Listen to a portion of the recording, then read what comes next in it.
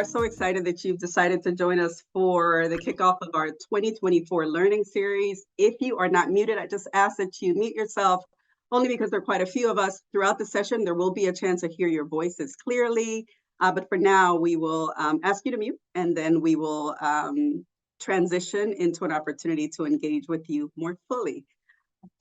Let me begin by asking all of you to just take a breath, if you could, and if you are in our area, I want you to suspend the snow, whatever happened this morning, the rain, the slush, the shoveling. For those of you with children or people you care for, there were school delays and all of the other ways in which our days may have been a little bit interrupted. I think maybe they were just a little bit more seasoned, interesting things happening. But the good news is we are here in community, and I'm so grateful that you've decided to take some time out of your schedule and join us. My name is Uva Coles, and I'm Chief Learning Officer with Spring Point Partners. For those of you who are familiar with our series, welcome again. But as this session is also open to leaders and individuals beyond our network, I want to share just a little bit of context about Spring Point Partners and about this session to make sure we are all grounded in the same space. If you're not familiar, Spring Point Partners is a social impact organization. We are rooted in Philadelphia and have a national footprint that allows us to support, center, and invest in transformational leaders, networks, and solutions that power community change and advance justice. Our learning series, the reason you're here today, this is really just a container designed with partners in mind. So organizations, individuals that we invest in throughout our priority areas. Our goal in the learning series is just to feature individuals and within our network and in the broader world who are shifting narrative in the spaces we occupy, so we can learn from them and with them as we all deepen our work. This year, our focus for learning series can be distilled into 4 major areas of exploration. We're going to be thinking and talking about leadership and community well-being. We're going to explore transformational transitions. What happens when leaders are offboarding or onboarding? What happens to the organizations? What does that look like? We're also looking at effective storytelling for narrative change and also impact with nuance measurement. All of these themes are undergirded with human-centeredness and equity.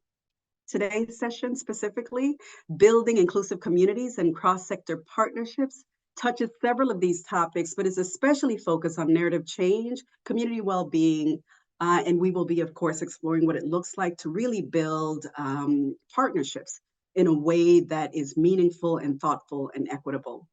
I am beyond delighted to be joined by speakers who will share insights into how they have effectively reshaped narratives, forged cross-sector partnerships, and centered community voice in their nationally recognized model. And as we usually do, we're going to try to do all of this into a conversation that is as straightforward as possible. So we're going to keep it simple. I'll do some initial intros, and I'm going to have a colleague help me with that. Can't wait for that to happen. Then we'll turn our attention over to our speakers, and then devote some time for questions. So the bulk of this is really designed for all of you who are here. So raise a hand, digital hand if you must. We'll take you off mute, and we want you to ask questions. And then finally, we will wrap up with some final thoughts and some reminders for Spring Point Partners. Along the way, we encourage you to use the chat to engage with each other and with us. And to start that, again, feel free to add whatever's coming to mind already for you. Put it in the chat. Our partners at Witty Gritty are going to keep us honest and make sure that we're capturing any questions or thoughts that come up. You don't have to wait until the end. Put it in the chat. Talk to each other. Talk to us, and we'll try to bring you in. While we do that, while all of you do that, let's just get started with our speaker introduction. Of course, Sharif's bio is in the chat, so I will not read that for you. Instead, I'm going to turn this over to my colleague, Julie, who is our Senior Program Officer in Ember. Sharif and Julie work very closely together, so we thought it would make a lot of sense for Julie to just share a little bit more about his work, his impact, and why we believe Sharif and Ansharaye are actually the best people to lead this conversation with all of us today. The last thing I will say before turning it over is, James Baldwin reminds us that those who say it can't be done are usually interrupted by others doing it. Today, I think we are beyond proud to feature someone who never sees limitations in the work he does, especially in education. Instead, he sees the opportunity for liberation. I'm going to turn it over to Julie for a full introduction of Sharif and Ansharaye. Julie. Hi, all. It's amazing to be here with all of you and truly so honored to just share a quick few words introducing Sharif and the work of the center.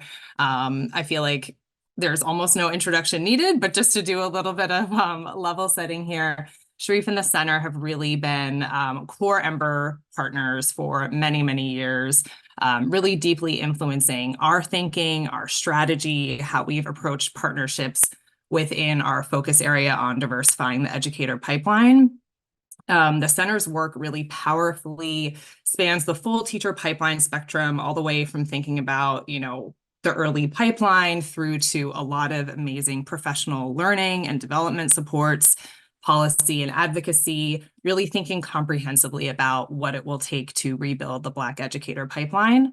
And to that point, something that has really stood out to us as well, and will be discussed here more in depth, is really a deep focus on partnership and community building, knowing that it will take so much of that to really realize this goal, but at the same time, really never compromising or losing a laser focus on that vision. So Sharif, I'll pass it over to you, but just so excited for this conversation. Thanks so much. It's really, really great to be here. Appreciate the introduction, as well as, just again, the theme is about community. Just always really grateful to be in community, with the space that Spring Point Partners has cultivated over many years, and a different vantage points. So it's fantastic to see folks not only in Philly, but across the country. And so welcome. And I'm excited to also I like to bring friends, right? So not only you all, but I have Ansharaye Hines here to help me with this conversation, and really thought it would be cool. Even though we're both in Philly, we were in the same school for several years at Shoemaker, which is a turnaround school in West Philadelphia.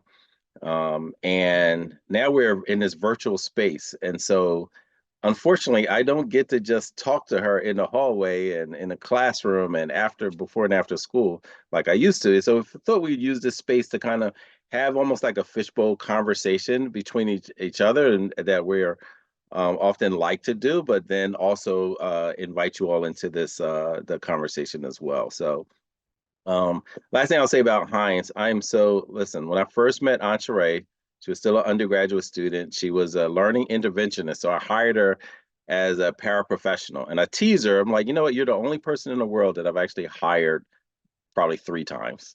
She was a paraprofessional. She was so dope that when she got her degree, I was like, you got to teach here. And she's like, oh, I want to teach. And so then hired her as a teacher. And then when we launched the Center for Black Educator Development, I had the nerve to see sister, and she was doing a good job, but she was in a restaurant, like, you know what I mean? Like hustling and serving food. I'm like, yo, like, you're a dope teacher. I need you in front of in front of our apprentices. So please join us. And she, gratefully, for us, she signed on, and now she's at the Center for Black Educator Development. So with that, Hines, I'm going to ask you to introduce yourself, but I'm going to do it in a slightly different way. So I'm fascinated by all these memes I see that talk about, like, here's my villain origin story, right? And so I would love to hear what's your activist origin story, because I think that's one of the consistent threads I saw when you were a paraprofessional all the way through what you're doing now, which is leading high school and college apprentices across the country. So what's your activist? Yeah, I mean, if you want to slip in with your villain origin story, if you have one, feel free. But mainly, what's your activist origin story? Right. I'm a villain to the enemies for sure. Nice. But I guess, staying with the theme here, I had, I guess, the experience of like one of the X-Men I guess. I don't know if folks are familiar with the X-Men, but kind of you. If they not, shame. Like if they not, shame, you know. So, but good. But you know, you have the experience where you start to discover that you have like powers, and you're like, what's happening here? Like something is off about my experience in relationship to like other people's experience. And so I was able to encounter my own Professor X, which was Dr. Greg Carr. I don't know if folks are familiar with him and his work, but he's currently all over the internet. And If you're not, shame on that too. Shame. Like, go ahead. But he, yes, was a professor at Howard University, which I encountered him when he was a professor, but I was in middle school and had the experience of seeing somebody who was an expert level human doing work that I hadn't seen at an expert level yet. Like you see people who are teaching, learning, reading, but somebody who really deeply understands the process of learning and very intentionally connects that process to the legacy of Black people and how education in many ways and contexts has been the vehicle for liberation, but also pre-enslavement was the way that we shaped the world that we wanted to live in. Learning about that process from that perspective beyond just like, I'm getting a grade, I'm going to school, I'm good at it, like I can read and I can write, but I could actually use this in order to shape the world around me differently and in ways that could potentially relieve oppressive realities for other people, changed me. Now, I didn't have all that language when I was in middle school first speaking to him, but that lesson really stayed with me and became what I desired to do with the rest of my life. So I knew in middle school, I wanted to go in education. I stayed in Freedom School for a long time. Ended up as a junior servant leader, which are the people who I now write curriculum for the most part. Was a college student in Freedom School, had my own site, was writing curriculum in Freedom School spaces, and kept flipping that over and over until I eventually got to Shoemaker with Sharif. And now I'm still doing education, but in a way that really allows me to, I think, align closely with the mission and what I hope to do, which is provide liberatory spaces for high school students and for whoever comes into the space.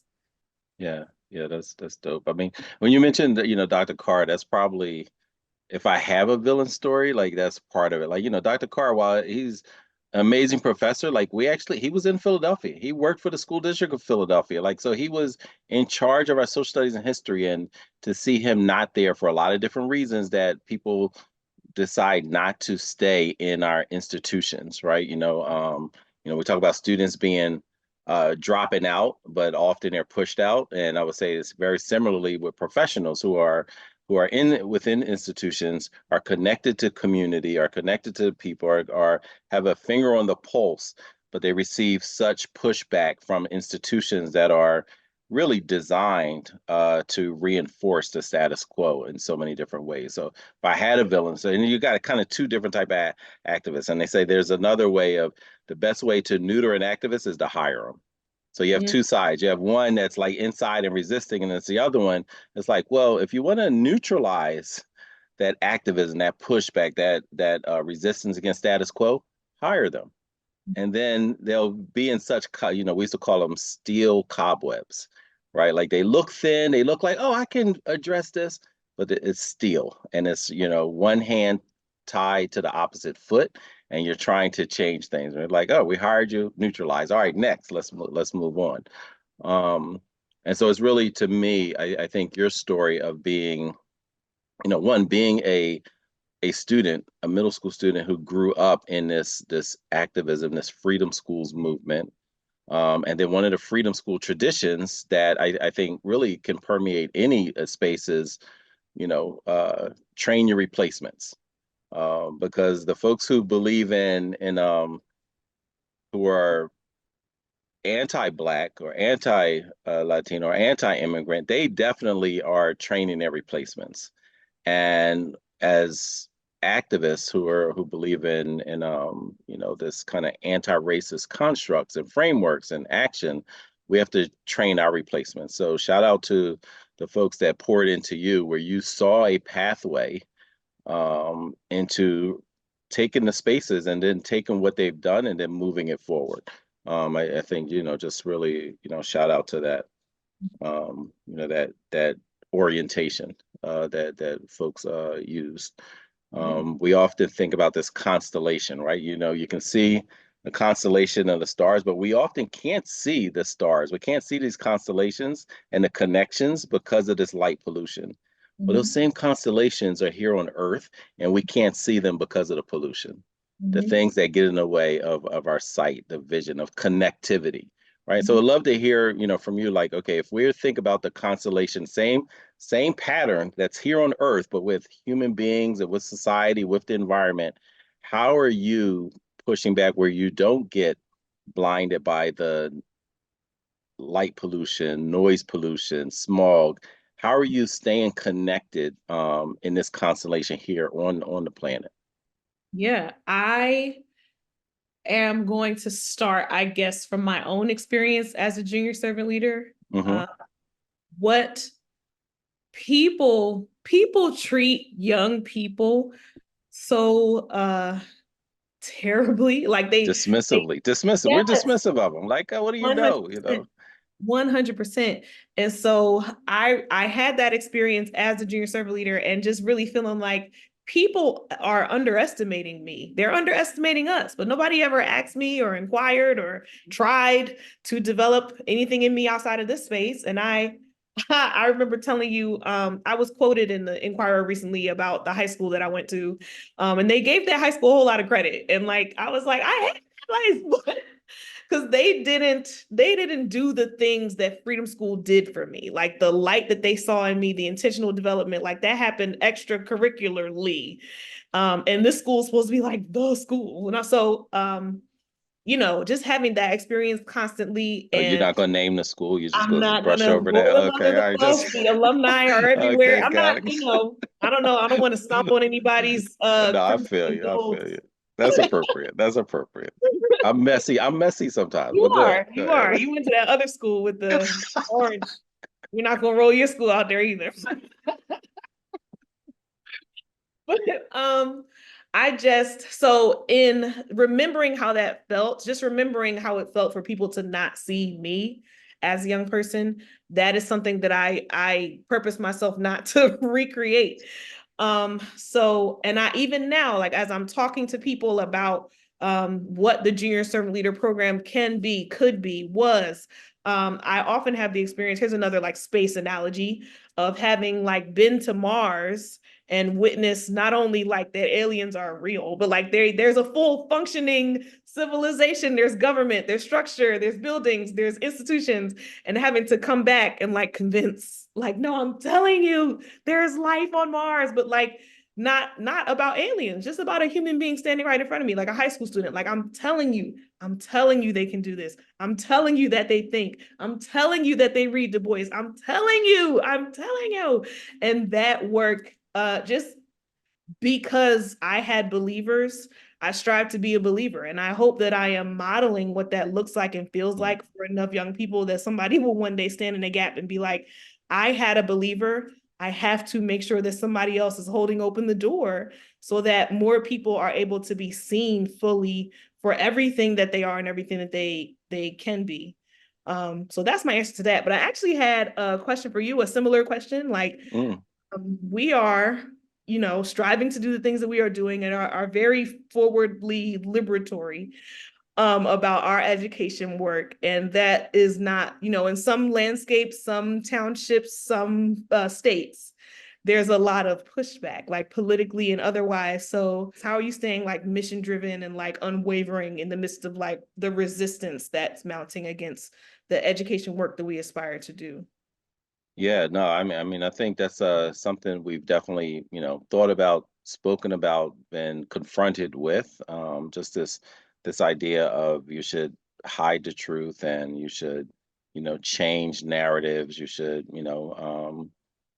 talk about Jackie Robinson, but don't mention that he's Black. You should not teach children about Ruby Bridges, or, you should, all the things that are taking place, erasure. And I think, a lot of it is like, connected to what you just mentioned as well. You know, one, having a connection to community about like what's happening, what do they believe in, what's their life story. Historic, being grounded in history, knowing that, you know, while we're confronted with this, you know, I think 40 something states now have at least introduced something around erasing history, erasing Black history in particular. And we're not immune to that even in Pennsylvania, right? You know, people think this is only just a Deep South issue when, you know, Malcolm X used to say Deep South is everywhere south of the Canadian border. And so what you is like, you know, New York is Mississippi and Mississippi is New York. And so everything underneath there is like something to really confront and be aware. But when you remember that has always been going on, it's always been simmering, and it'll have ebbs and flows, spikes, louder sometimes, more subdued other times, but never really benign. It's always malignant. And if it could be a appearance of dormancy, but in reality, it is always working. It is always training its replacements. It is always working to further the ideals of white supremacy. And when you're aware of that, then, you know, then you don't go to sleep. People nowadays talk about like, oh, stay woke, stay woke. Like, that's not a new term. Dr. King used to say, remain awake. You know, he was professional. You know, his grammar and diction was all, you know, he's like, but he's, yeah, he used to talk about remain awake. Right. And I think that is, you know, a key part of, you know, of this work, and making sure our students are aware of it and to always question, you know. So when Dr. Carter G. Woodson used to say, there would be no lynching if it weren't for the schoolhouse. Like, there would be no lynching if it weren't for the schoolhouse, meaning that even back then, early 1900s, what was happening in the educational ecosystem that reinforced a level of violence towards, you know, towards Black children in particular, students of color, students in poverty. Like, what was being reinforced there for him to attach lynchings with the schoolhouse, right? And when you think about that, those were also policies, right? Which means that they were adjacent. So it's not just the schoolhouse, it's the state house. And a combination of the schoolhouse and state house is what drives a whole lot of the madness. And, you know, we're talking about like, you know, not being immune to this in Pennsylvania. We know we supported, our organization supported the Pennsylvania Department of Ed with some competencies, some of the very same competencies that we use to develop, whether high school, college students, as well as veteran educators. We engage with university professors with these competencies and orientation for like, what does teaching and learning look like? What should it look like? What could it look like? And, you know, we have that's in the courts right now, right? Because we have some districts on the other side of the state who are suing the Department of Ed for using them and telling them, basically saying, don't tell us to be anti-racist. We should be able to educate, you know, our children in any racist, you know, ideas that we wish. Mind your business, you know? So when we think about, you know, that, and then the other part, you know, when I think about Carter G. Woodson, you know, founder of Black History Month, essentially, but he was also a teacher and a principal, right? He was also training teachers and principals around the country of how to best teach Black youth. But he was also making sure that they were politicized in a way. You know, these educators understand you can't say, well, I'm apolitical and I'm an educator, right? Because he like the policies, the politics is what's being used as a weapon against education, right? Whether it's funding, whether it's curricular choices, whether it's saying like, I don't want, you know, anti-racist ideas and concepts. I don't want accurate history included. That's policies. That's politics. Yeah, he has there's another quote that I share all the time. I'm going to paraphrase it. It's kind of long, but along the lines of saying that education it's never apolitical. We have to think really seriously about the way that we teach about what has happened throughout the country and the world, and what position that narrates for the people of color, the Black people, specifically the Black students in the room.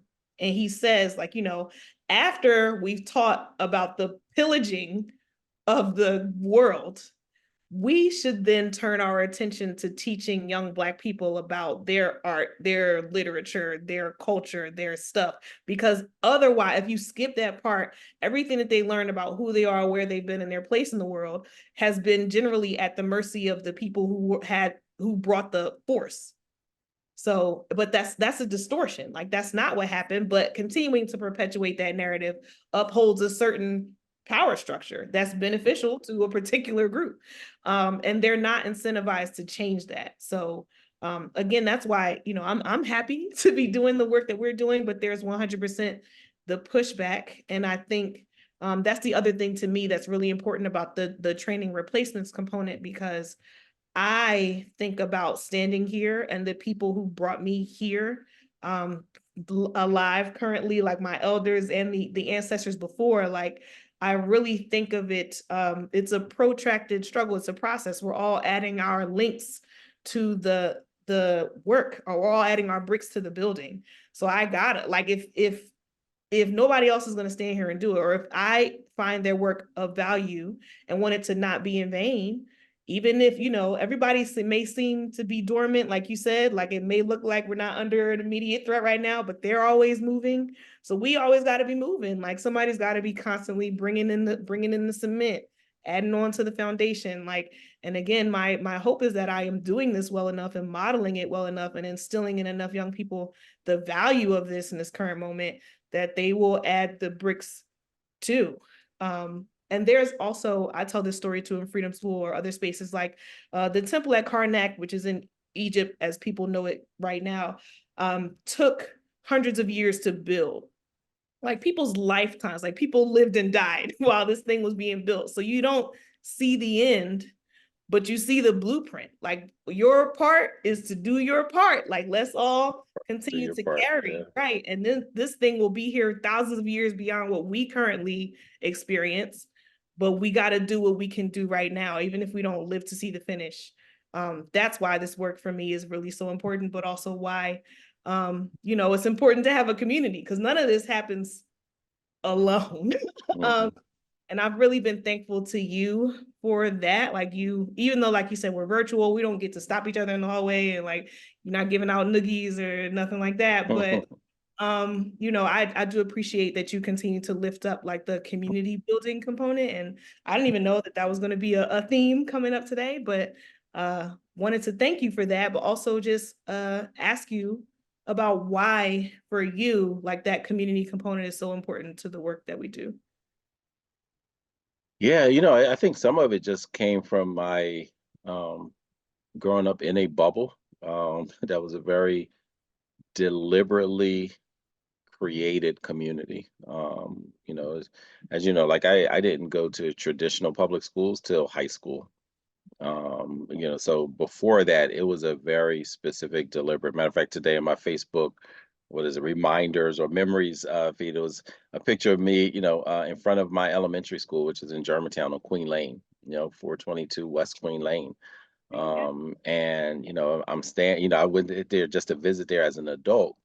But remembering, those experiences as as a child, and just how, and I came across one of the parent handbooks from like, ancient history, like 1980, 81, something like that. You're like, hey, oh, the late 1900s, like yeah, like yeah, back then, the late 1900s.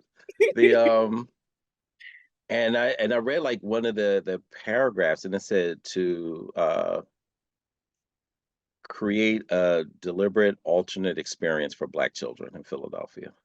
And that really just struck me as a child. It's just like, oh, this is the community, right? But, when I see my peers now, whether they are like famous, like Dr. Ayla Stanford, who, who's doing, yeah, that's my classmate, you know what I mean?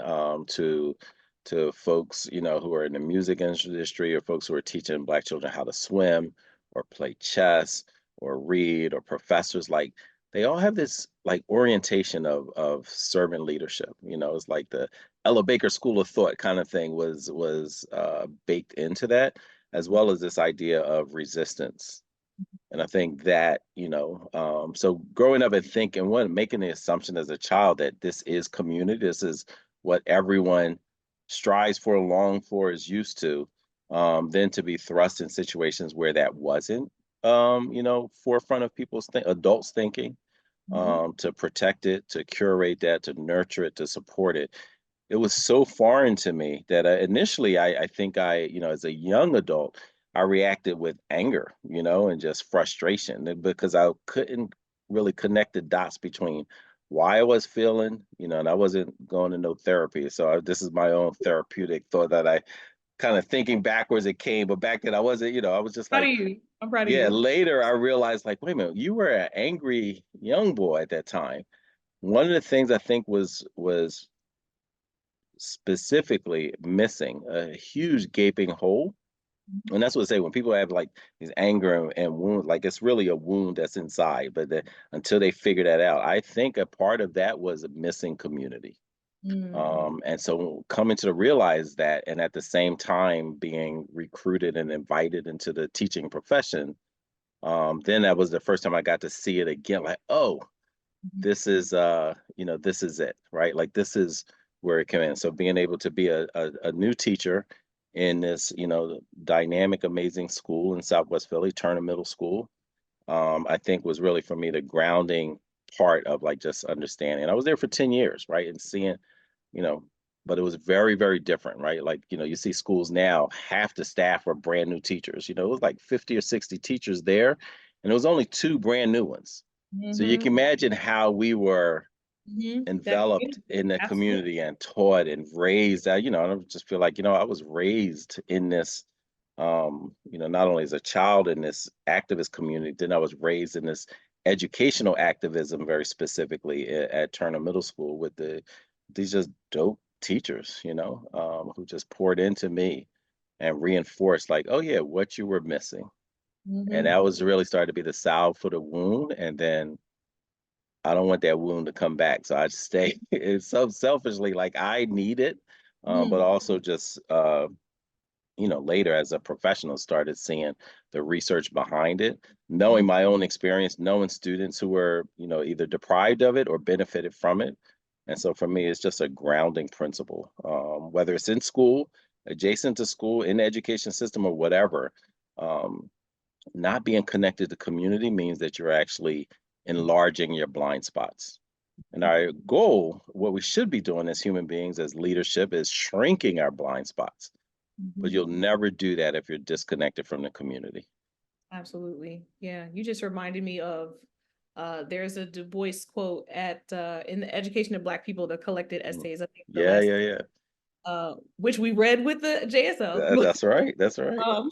The last essay I think is Whither Now and Why, and he talks about well, actually separately he talks about integration and like using Black children as like a battering ram against the doors to integrate, boom, with your head, get access to power. But like, you don't like just be mindful of what happens to the human being when you put them in what can sometimes be a hostile environment. So he says in Whither Now and Why, like as the world is moving in this direction, I'm paraphrasing, we should be creating intentional spaces for Black people to continue to meet with and build with each other. Like we can go into these places and that is where you must go, but like, don't let your institutions die. Don't let the connections and the community that we have with each other start to disintegrate in pursuit of this direction, which has now manifested with its own special fun challenges. But that community piece again, like just I went to an elementary school. I went to Paul Laurence Dunbar Elementary School. I'll shout them out all day. I had a great staff of Black women teachers. My principal was a Black woman. My 5th grade teacher was a Black woman. I love her. Our graduation song was Ain't No Stopping Us Now by McFadden and Whitehead. Like old Philly, like I had everything I needed. But to see that like teaching force and that teaching community really start to leave voluntarily or leave involuntarily or be pushed out was really hard for me to see.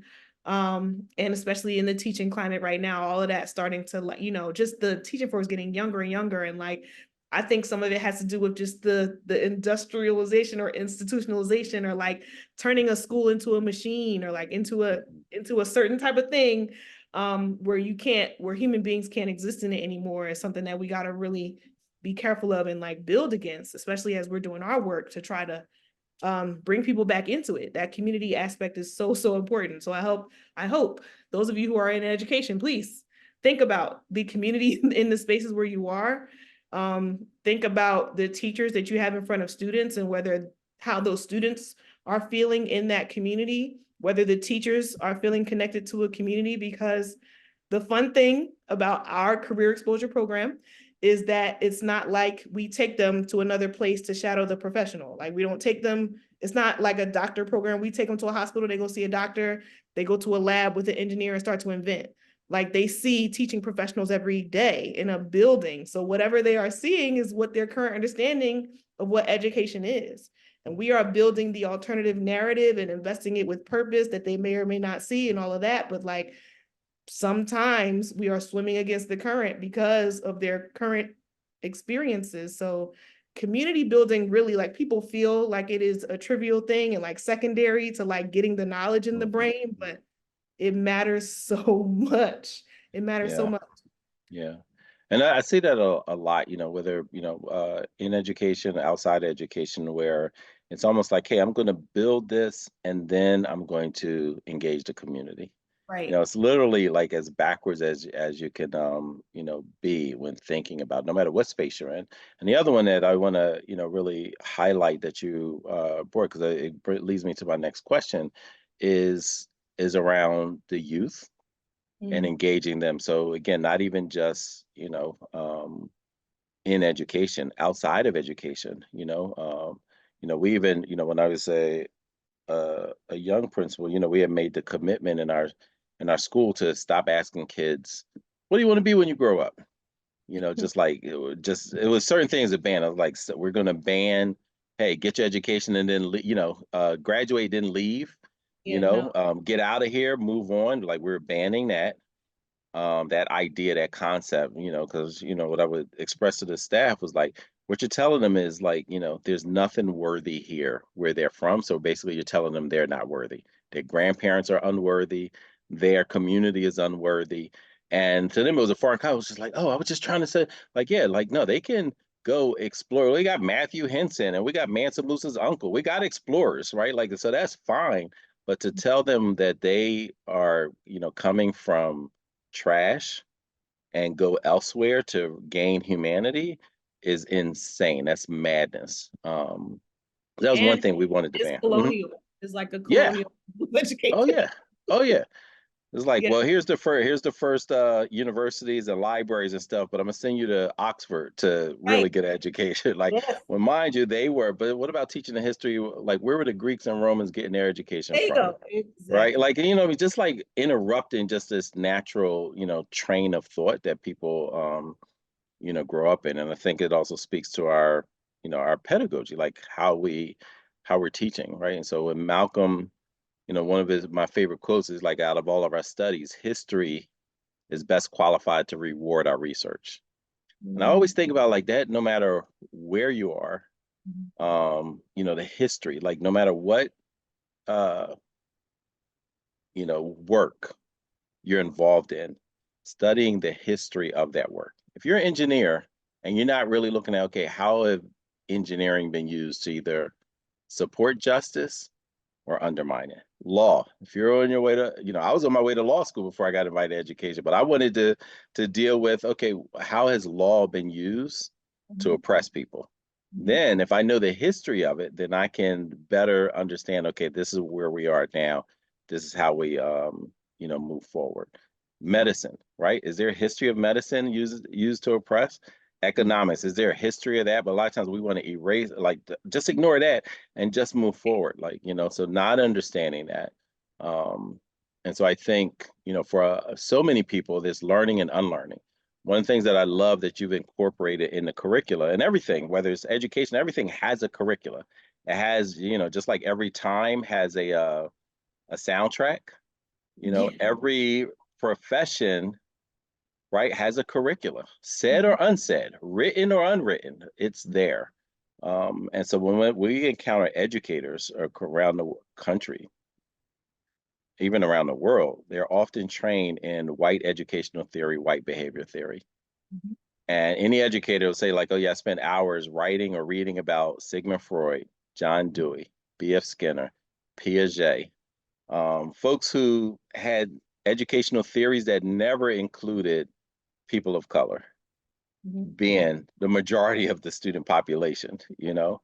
But what you've been doing is making sure that students understand, okay, what are Black pedagogical frameworks? What are historic, Black teaching traditions, as Akosua Lasane talks about, like Gloria Ladson Billings and all these other stalwart, Marvin Collins, like what are these Black teaching traditions that have always been used and been ignored? And so one of the things I would love to hear from you are like, what are the things that you are learning and unlearning? Because so much of what you talk about students being in the system or whoever is in the thing, there may be some things that you have to unlearn in order to make the progress in the work. A lot of people think it's only learning, but sometimes you're adding stuff to a pile of doo-doo, right? You're just adding to it. Sometimes you got to like excavate a little bit, whether it's our mindsets, whether it's other things, right? Our frameworks to actually add something of value to it. So what are things that you're learning and unlearning, and particularly with our students, with our youth? What have you found as you've worked with them at Arcadia, Temple, SLA Beaver, Camden, and around the country, Memphis, Detroit, and as well as virtual? We have usually 13 to 15 states represented in those, with those youth.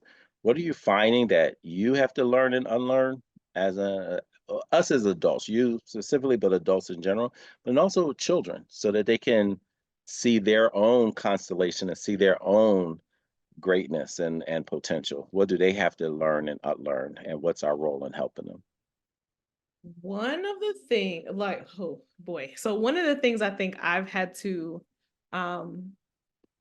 reconfigure, unlearn a little bit, but like reconfigure my approach to has been actually around the adults. Like I came from a bubble, a very specific one.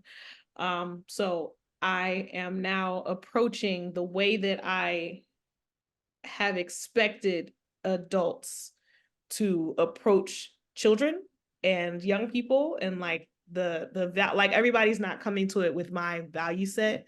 And not that doesn't seem like a big revelation, but was something that I had to like grapple with and like put down like some of the anger and betrayal, because you start spinning like, why are you even in a classroom? Like, why are you even here if you're not doing the thing? Like, why did you sign up for this? So just releasing some of that so that I can go in and do the thing that I can. As somebody pointed out in the chat, like that can be a lot of the work. It ends up taking up a lot of time, but in order to be of service the best you can, you contribute, just dose it out and make the adjustments. The thing that I've been learning about the young people, I've had to come face to face with my own like generational gap. Like these are different humans there.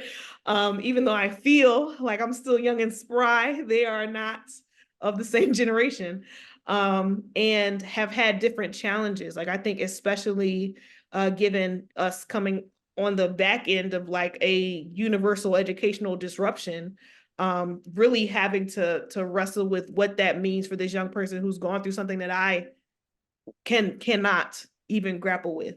Like I never had that experience. I'm not in school right now. I didn't even have to go through it as a grad student, like nothing like that.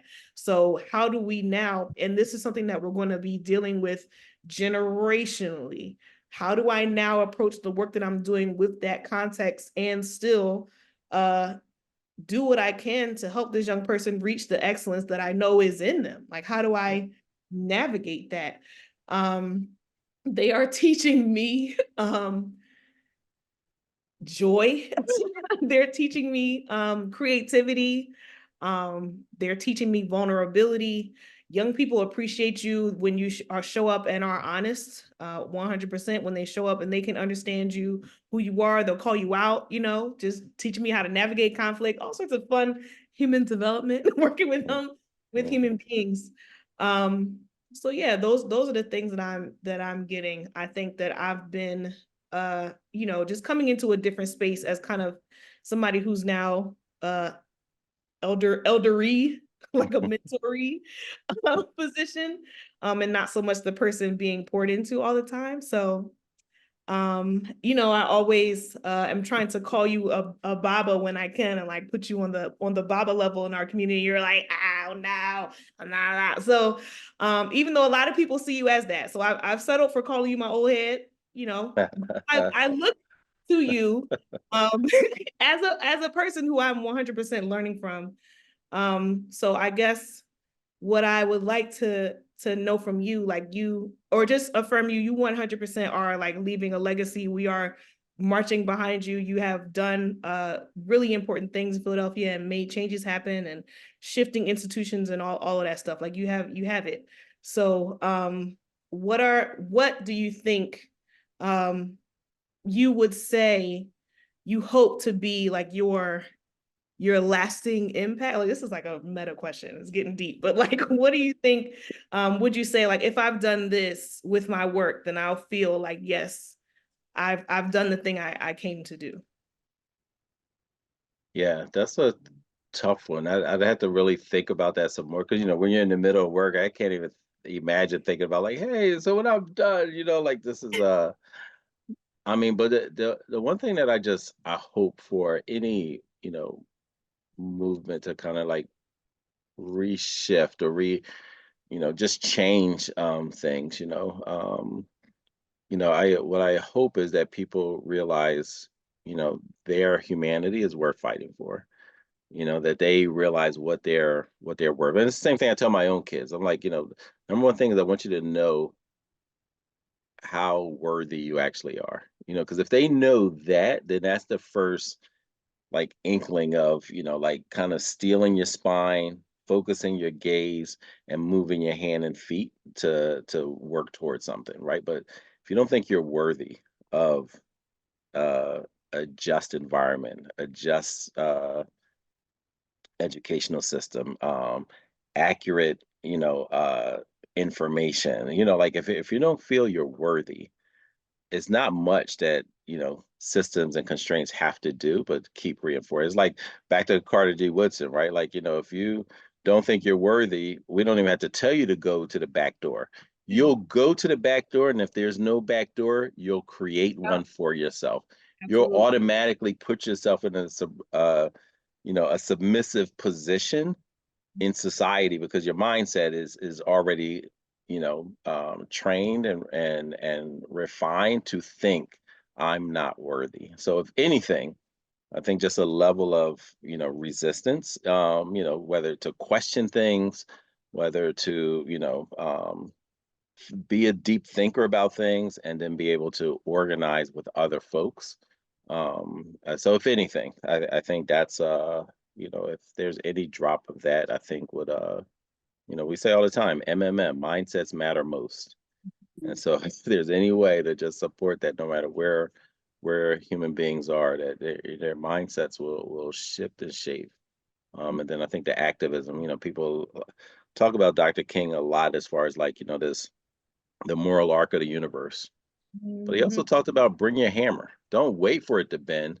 Come bend that joint. You know what I mean? And so like bring your hammer, So have the right mindset and bring your hammer. Not Philly's version of hammer, but like a mallet or something. Yeah, I mean, so yeah.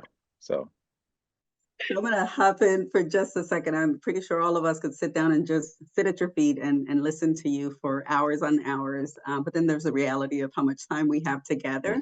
So I want to make sure that we also have an opportunity to bring in those who are in the audience, probably chomping at the bit at this moment to engage. So two things that come up for me, and that hopefully gives all of you a chance just to get your questions together. And I'd love to then bring you in. Roxanne, one, thanks for the question of joy. So Sharif, just something, actually, Ansharaye, if you could think about joy. Roxanne asks us, how do you make sure that you bring work into the work you do, right?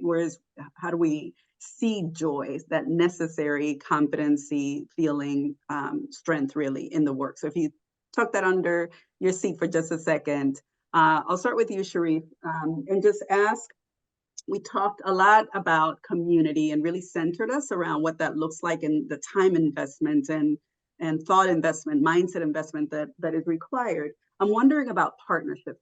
So many of the people in this audience today are also thinking about how to partner with either like minds or systems with all of the other pieces that fit into the work we do. Can you talk a little bit about how you have approached partnership in the work you do, and maybe help us understand, give us some thoughts on how we could consider doing that work as well? Yeah. No, I think that's great. I think when I think about partnerships, I often think about this term that's often used. The sister came up with this idea of like intersectionality being in like our, who we are as human beings, right? And like what does intersectionality mean? But sometimes it's not looked at from a partnership angle. So when I look at partnerships, I think about who are we serving and what's their intersectionality, right? Like so for me, as a former principal, for example, if I'm thinking about educating a child and they're a human being, what other aspects of their humanity has to be realized for me to be more effective in my work? So I understand, like, housing is intersects with their life as being educated. Food security intersects with how they, um, are being educated and my effectiveness at doing that. Safety, physical, emotional, spiritual, cultural safety. Who are the partners that can support that so that we can be more effective in our prime role? Like our role, back to what Hines said, what is it? Your work is to do your work, right? Like, so my work is education, but also part of my work is understanding the complexities and the dynamics that go into me educating and who are the partners that support that. And I think sometimes we get so focused on our like immediate work, which means we're actually missing our immediate work, which is the partnerships, and nothing really. The other way to look at, so we used to do this mapping as a child. Remember, I went to the elementary school in fifth grade. We were doing political science, right? So we used to do this mapping, like what's the mapping of oppression? Meaning, like how do all the oppressive levers intersect to create a system? Right. And so realizing like, oh, all of this has happened. Like when you create a ghetto, you're doing it very deliberately, and it has to be multiple forces coming together. So if they're thinking about partnerships to subjugate a group of people, how can we not think about partnerships to liberate? And so I think, there's just seeing how people were thinking about this in this intersectional manner, not just their existence, like, oh, my intersectionality, but the intersectionality of their work is just as important. Thank you for that. While all of you are thinking about your questions, feel free to put them in the chat if that's more comfortable for you. Thank you. Or certainly lift a digital hand or, just a regular hand. And we'll try to identify you and make sure that you have an opportunity to ask. While you do that, let's talk about joy. Where is joy in this work? How do you bring it? How do you protect it? How do you lift it? Yeah, and I'm dying to hear Hines because I always thought she was already joyful. So for her to hear like, oh, I'm learning that from Kel, like really, I always, but for me, I think that's one of the things I'm learning and unlearning.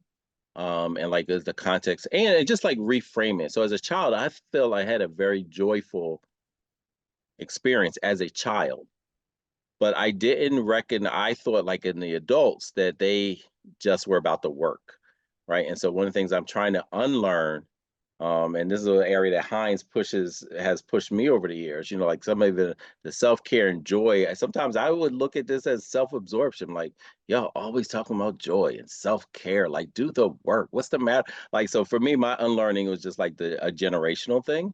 But then unlearning it where I can talk to adults now, like, no, they had joy.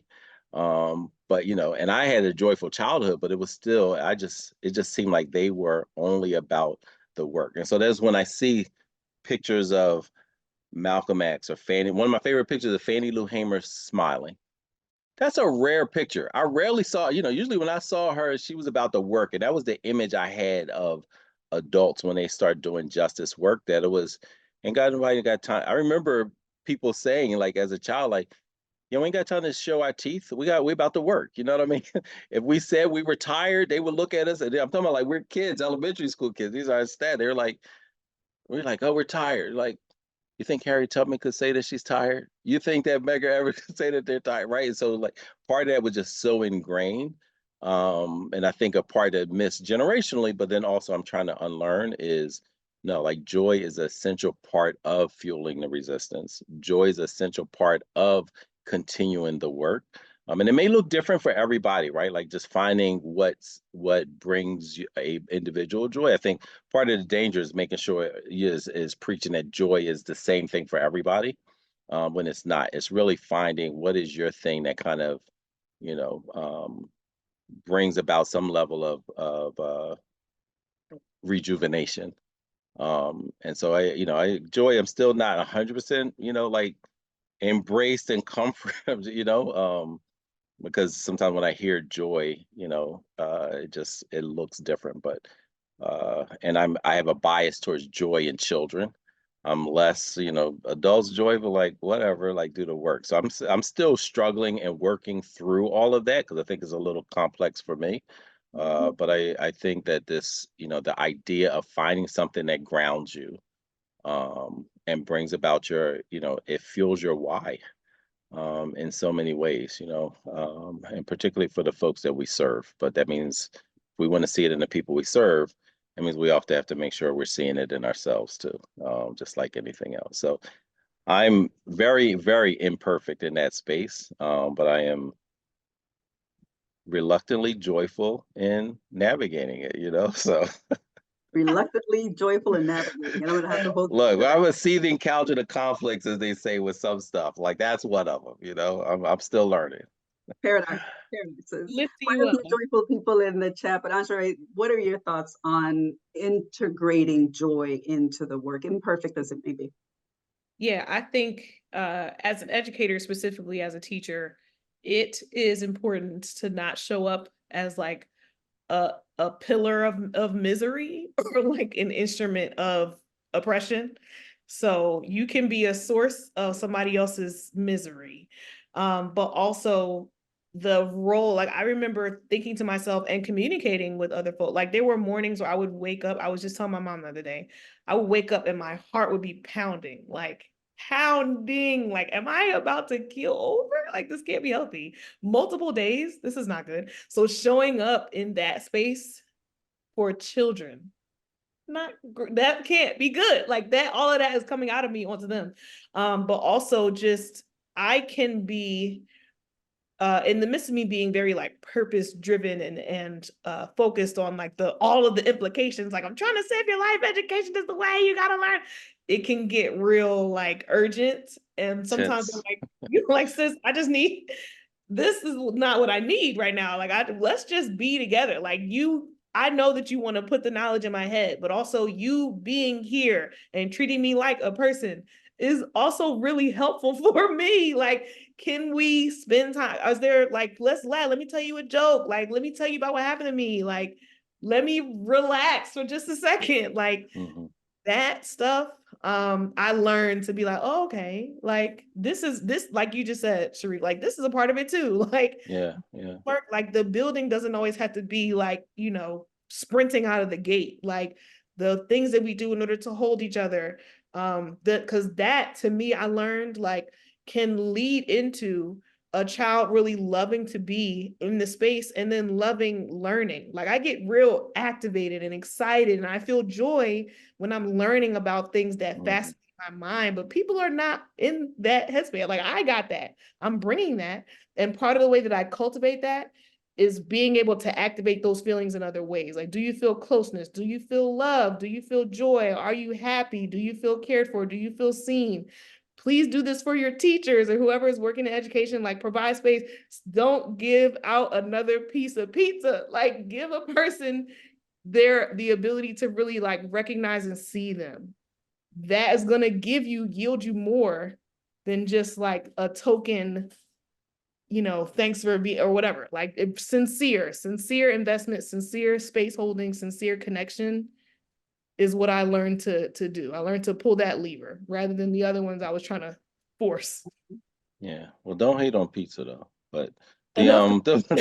I mean, I think Uwe, this is the part I think that conflicts with me. And I think this is once I became an educator, I see it in other spaces, because as I said, I was on my way to law school. Like sometimes I see the joy. I think there has to be a balance, right? Like, and not balance meaning like 50-50. I mean, just this integrated approach. because sometimes I see this desire and push for joy, like let's say in schools or other places, and then there's a lack of urgency, For sure. right? And it's like, oh, you know what? Like, we have kids now, like, oh, they just need hugs and a cookie. Like that kid actually needs to learn how to read. And Right. you have to know how to teach them how to read. And so sometimes I see this other side where it's just like, oh, I just want to embrace and hug and da da da, which I think is grounded in low expectations.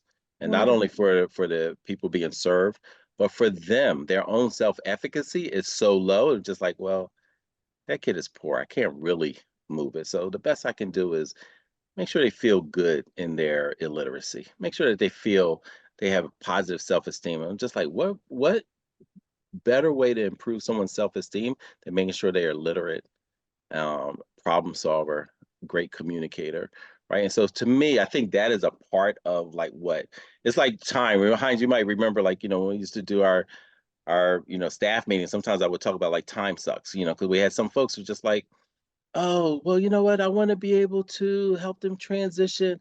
And I'm just like, you know what? That can go on all year. And this is why we get the results we get and while other schools don't. Mhm. Because they were like, well, I can't really push and teach the kid because it's the first 2 weeks of school. I just want to get to know them. And then, you know what? I can't really push and teach kids today because it's Friday. The weekend's about to come. They don't really want to learn when it's the weekend. Then it's Monday. Well, we're not really going to push and challenge ourselves and our students because they just got back to school. It's Monday. Oh, it's right before lunch. They're a little rowdy. They can't learn right now. Oh, it's right after lunch. We got to transition. They're not really ready. That can go on and on and on. And sometimes a very similar train of thought, mindset again, low expectations around joy. It's like the cookie and the hug, but not the rigorous intellectual and emotional work of learning. Yeah. And I think There's that is a part that I think I'm still trying to figure out what's the right message and way to develop people in their service to mankind and human beings so that they have more of a purposeful drive of both joy, high expectations, and ethic of care, which is part of a Black pedagogical framework, right? An ethic of care. And Mhm. it's not just like, oh, I care you feel great all the time, but also I care for you so much that I want to make sure you're meeting all your aspirations. Yeah, Lisa Delpit has a passage about this exact, like she gives this illustration about like two classrooms. She goes to this private school classroom full of young people whose parents have money, and then like an urban school classroom, and like that's coded racially, who's who in what room. And she talks about, and these are preschool students, and she talks about going to the private school, and the students are like so excited. They're showing her work, and they're like they show her these diagrams of the eye that they've colored in. They talk about how they went to the planetarium and learned about how light works and bounces off your eye, and they saw the stars and we're naming them.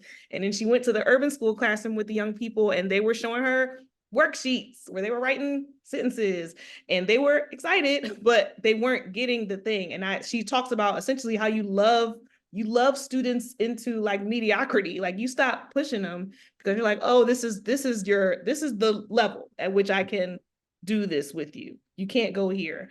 But then she talks about this teacher in LA who teaches her third graders this sermon by Jeremiah Wright. And it's Jeremiah Wright. Like he is not speaking at third grade level. He's multiple degrees, like he's delivering a sermon, but these students have joy. They put on a performance at the end of the quarter. Their parents come, their parents are like crying. The students are doing an excellent job and pronouncing all the words and doing all the things, but the community creation, like that balance, I think comes from being able to build a community where you can push, but also build the love in the space, the love for each other, the love of community, and the love for the learning that allows for you to like hit the heights. I think we're not like, if we go in there and it's pow, pow, pow, pow, pow, work, work, work. It's like, all right, shorty, I need you to like back up off me, buddy. Like, give me some room, like, or allow me to invest this with some sort of purpose beyond like, you just got to do it. Cause then I don't want to do it. Like, I'm going to fight you on this. You got to get out my face. So there's levels, Yeah. but joy is possible to cultivate for sure. I'm gonna hop in for a second and just turn slightly. I'm thinking about those in the audience who are in other sectors as well. And wondering if you could speak to one of the things that came in direct message was just a question about cross-sector partnerships with individuals or organizations with whom you may not have values alignment, and yet the destination might be similar, right? You're aiming toward the same destination, but how you get there looks very different. And I imagine, Sharif and Ansharaye, as you do your work, there are probably those organizations and individuals that you have to work with who sometimes, may just come from a completely different angle, perspective. Maybe the value alignment is there, but it's just different. Can you speak to or provide some guidance on how to approach those partnerships when you are just entering the space, wearing very different hats, lenses, but you are aiming toward the same goal? How do you approach that?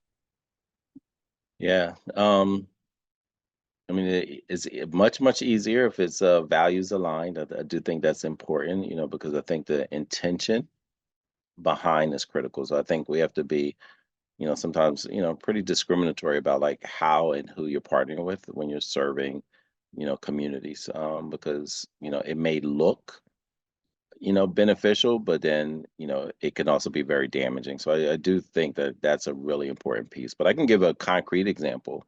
So, Pennsylvania did not have career and technical education policy for high school students interested in teaching. They had it for maintenance, they had it for carpentry, they had it for early childhood. I think like shop classes, right? You have wood shop, you have carpentry, you have maintenance, mechanics, you have all these career pathways for our high school students interested in exploring what their career pathway would be. And there's actually funding for that. And it's called CTE, Career and Technical Ed. Pennsylvania did not have that for high school students who are interested in teaching. They had it for all these other career pathways, but not for, even with the massive shortage in Pennsylvania, other states having CTE for teachers, Pennsylvania did not have it. So we originally were offering our course as an elective because there was no real CTE credit for it. There's no fund, and there's no real funding for electives either, right? And so there's, we're just doing it, raising money, doing it pro bono in schools and things like that. Ultimately, we realized, like, what, there has to be a policy shift in Pennsylvania for us to be able to really impact the Black teacher pipeline. And to do that, you kind of have to have bipartisan support because it has to be a bill that goes through and signed by the governor, which at that time was Governor Wolf. Without bipartisan, because, let's say, Democrats were a minority, they were not the majority. So they would have to get other people from across the aisle to agree to this, to vote for it. So Senator Hughes led this effort, Vincent Hughes. He led this effort. The Republican co-sponsor, this is Senate Bill 99, he ended up being primary, meaning he wasn't radical enough in Republican spaces that they ended up trying to unseat him in their primary election. He ended up winning. This is Senator Almont. He ended up winning. But one of the things that his policy staffers said was like, the language in this bill has to change in order for us to be able to get it across. Now, I could have been married, and I think I love rhetoric, but I think rhetoric has to be tied to results. I could have, and I know I have colleagues who would have been like, we ain't changing nothing. We're going down the ship with the ship, and that just like the bill just got it up, but we're going to stand on principle. I said, I'd rather have the win and the results than the rhetoric alone. And so they shifted it, so we went through it like, here's our recommendations for the changes in language, blah, blah, blah. Ended up the governor signed it. That was one of his last things before he went out, right? Like for me, results over rhetoric sometimes has to happen, but I think you still have to be just grounded on your principles. And most importantly, even more important than my personal principle is like, who are we serving and what are their needs and wants? Right. And so I think if we kind of start and end with that, and whatever the situation is, if it's connected to the social, political, economic realities of the people that we're serving, and their voices in it, then I think that's a little bit of a guidepost for when to compromise, when not to compromise, what compromises are, maybe neutral or not negative, even if it's not like the best case scenario. So and I can tell you, even with the lawsuit with the competencies, I can tell you there are a couple of things in the competencies that we recommended for Department of Ed that's now being challenged, that in hindsight, I probably would have shifted the language just a little bit. Just knowing Pennsylvania is diverse, there's a lot of eyes that will be on it. And there were some things that, like I recommended that may have inflamed them. And I don't know if that was the right, where to me, it was just natural language. It was just like, this is how I talk. This is how I think. I wish I would have been not that they still may have challenged it. Listen, if you want to throw Ruby Bridges out of your curriculum, then it's only so much you can do, but there are certain things in those competencies that I may have shifted just a little bit. Mhm. And to again bring in a cross sector, different diverse viewpoints, but still grounded on, you need to have this level of cultural proficiency to do this work in these communities. Still having that, but what language do I use to help people understand that? I probably would have shifted that a little bit. Thank you for that perspective. Any questions from those in the audience? We're winding down, and before we close out with a few final thoughts, just want to make sure that we create space for other questions you came with or that emerge as a result of the conversation that may be kind of swirling in your mind. And again, digital hand or just a regular old-fashioned hand will be helpful if we can bring you into the conversation.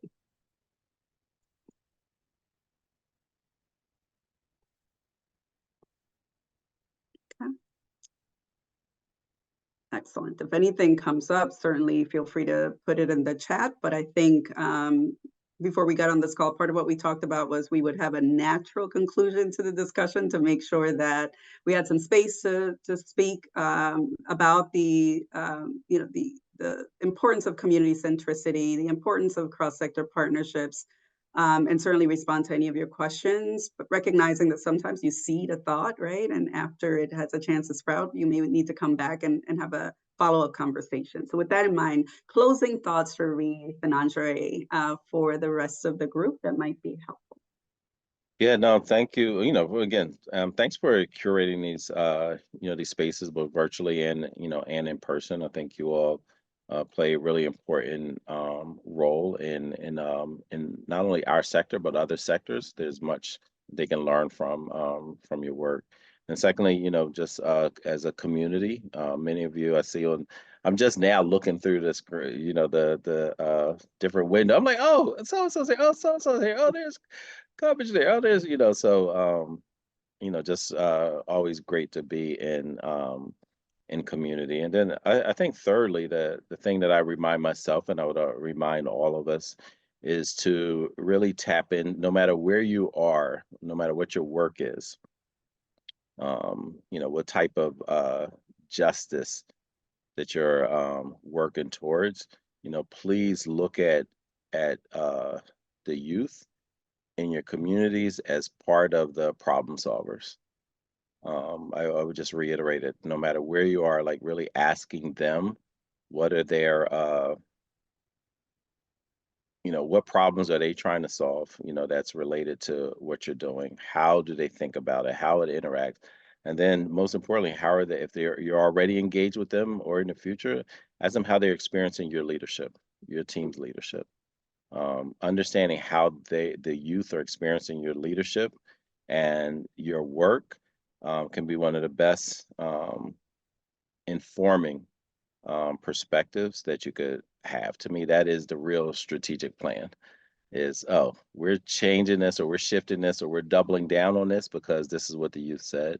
It was one of my favorite questions as a teacher and a principal is asking youth, what should I start doing, stop doing, and continue doing? The answers to those three things is what allowed me to learn faster than some of my peers. Just simply asking the people that I said I was there to serve. Thank you for that. And Ansharaye, on your end, closing thoughts. I know, so much pressure. I'm I'm thankful for the opportunity to have been here and be in conversation with my old head one more time. Always great. I think, regardless of sector, like we talked about earlier, just staying in connection with the histories of your sector, your profession, doing what you can in order to address the inequities that may show up in those spaces, and staying guided by, like El-Mekki just said, the feedback of the folks who are experiencing the work from different angles, like really being able to build community in the spaces where you are, will really take you far and will really contribute a lot to the health of the work that you're doing, your ability to remain connected to community, your ability to really address the things that are happening around you and be difference makers in whatever position you find yourself in. So I would like to drive that home. I really hope that you take anything from what happened today, that you find spaces to pursue that and convene your teams around thinking strategically about it. I think that will serve everybody a lot. Fully agree. Thank you so much for your words. Thank you both for just coming in, sharing a little bit of time with us. I think we could probably spend hours listening to your experiences and how you've gotten to the space you were in, and more importantly, to shift narrative, right? We are grateful for your time, grateful as well for the Spring Point Partners team that was with us. Julie, thank you again for connecting us with Sharif and always highlighting the wonderful work that he and his team do. Witty Gritty, thank you for helping us out. And more importantly, thanks to all of you. We know you have a lot happening and really appreciate that you took some time to come out and listen to this group. We thought it was important to begin our learning series in this month, in this moment, honoring work that has been, in my opinion, revolutionary. But that also applies, right? There are lessons that we can learn and unlearn that we can apply in our own spaces, as vast as they might be. So thank you for coming in. A few tiny reminders as we close out. Our next learning session will be on March 20th. So if you have the capacity, 2 to 3:30 will be an exploration of emerging human resources practices for evolving nonprofit leaders. What that means is how we think about talent needs and supports has definitely evolved, and as leaders, how we approach the work, our teams, supporting them, managing, developing them, and shifting our own mindset also has to change. We have the opportunity to have an exceptional HR leader who will come in, put the human being at the center of a conversation about human resources, and we believe provide you some concrete resources, ideas, practices that you can put into place in your organization. So look out for that information. If you are interested in our Life of Riley series, we have a session coming up as well. So we'll start sending that out, and would love to see you for additional conversations about the intersection of human beings and the animals we care about, all of that with an equity lens. As we close out, I was thinking just about another quote that I wanted to leave you with. And what came to me this time was Audre Lorde. She reminds us that when I dare to be powerful, to use my strength in the service of my vision, then it becomes less and less important whether I am afraid. In this moment of discord, in this moment of separation, where we get a little bit timid and a little bit afraid of moving forward, centered in community voice, centered in values alignment, I hope you hold on to Audre's words and be courageous in whatever spaces you occupy.